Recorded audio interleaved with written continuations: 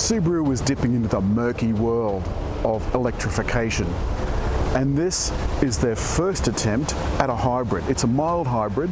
We're looking at the range this week. The Forester's coming next week, but for now, here's the Subaru XV Hybrid.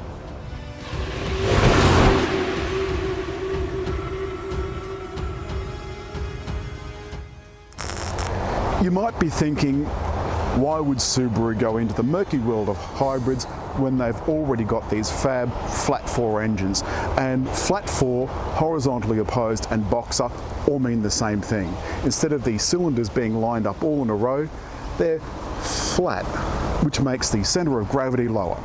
Interestingly, Subaru still have the same flat 4 that they've got in the other boxes, but it's got 5 less kilowatts. Same amount of Newton meters, but 5 less kilowatts.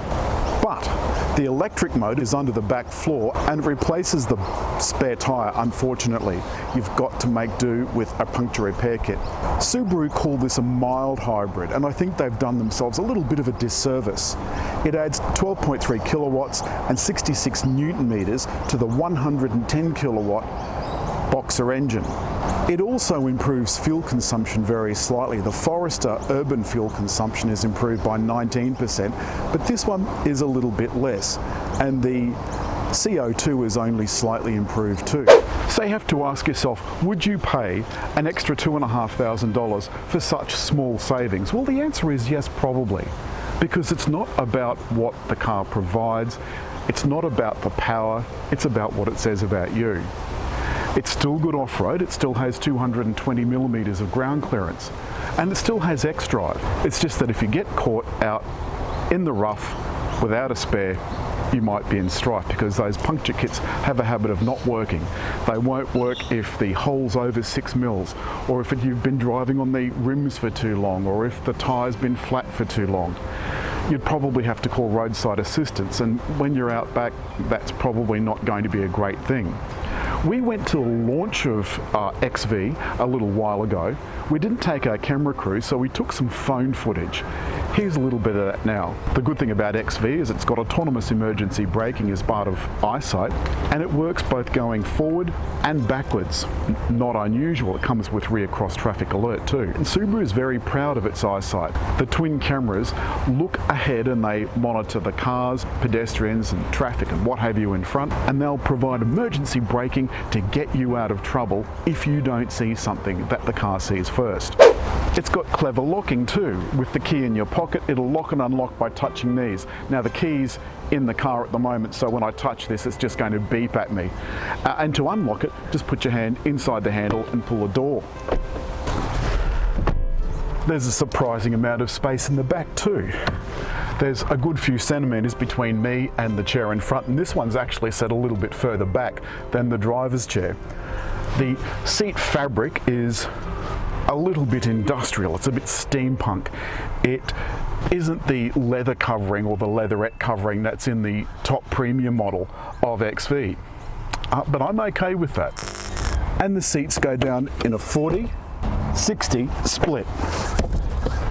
This luggage cover can be removed easily if you don't want it to be in the back of the car.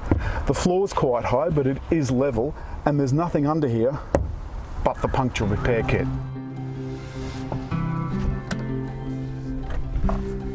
We are now in EV mode only, and we're completely silent. As I turn here, the petrol engine has kicked in, and you can see now that both the battery and the petrol engine is powering the car. I'm going to put the single zone climate control now into manual mode so I can turn the fan right down, but make it very cold. Now, you probably just can pick up that little bit of a drop in engine revs, and that's the CVT transmission, the automatic transmission. You can see just here this bright little light has come up. That's the blind spot monitoring system. And on the dash in front of me, on the little display between the two dials, I can see that the lane markings on the street have come up, and XV is gently guiding me in and out of the lane, or should I say in the lane. If I was to indicate and there's someone beside me, and it sees that there's someone beside me, it won't let me change lanes. It'll come on and try and direct me back into the lane again. Very clever technology. This is so quiet. Subaru's done a lot of work trying to keep their cars very, very quiet. And there's a touch of the limousine feel about the ride. The other thing too is, you probably can't see it on the graphic, but there's a little graphic of the back of my car just here. And when the brake lights go on and off, the little red lights go on and off on that as well. Handling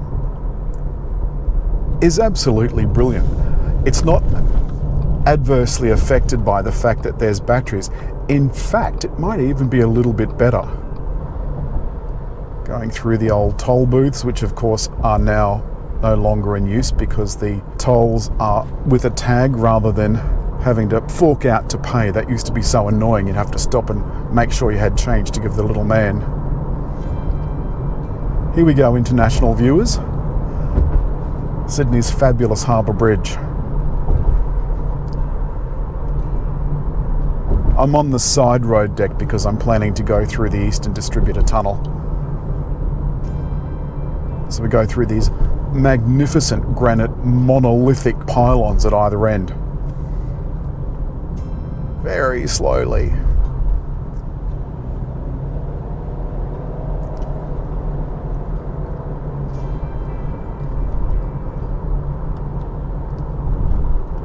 So you can hear how nice and quiet this is. I think Subaru has done an excellent job. There's a couple of things that you have to keep in mind. You still have all-wheel drive, and you can still do a little light off-roading. We did that at the launch, and it proved to be a very capable car, even with this CVT automatic. A lot of you don't know what a CVT is, and I've explained that in other videos, so I'm not going to go too far into it here. But rest assured, it is an excellent one. It's old Jamie Packer's monstrous casino that apparently folk like you and I aren't going to be allowed to go in. Now that bong then was the lane control, the active lane control turning off.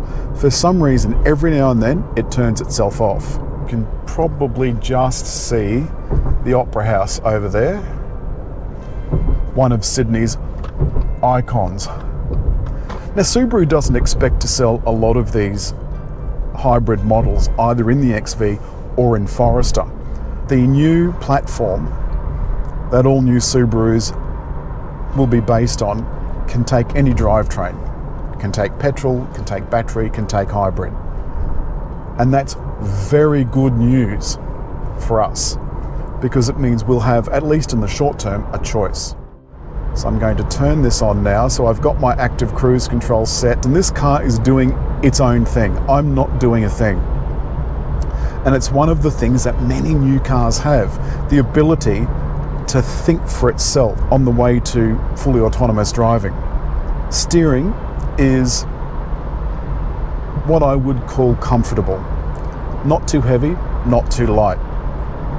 Acceleration is more than acceptable, considering the weight of this car is 1,500 kilos plus.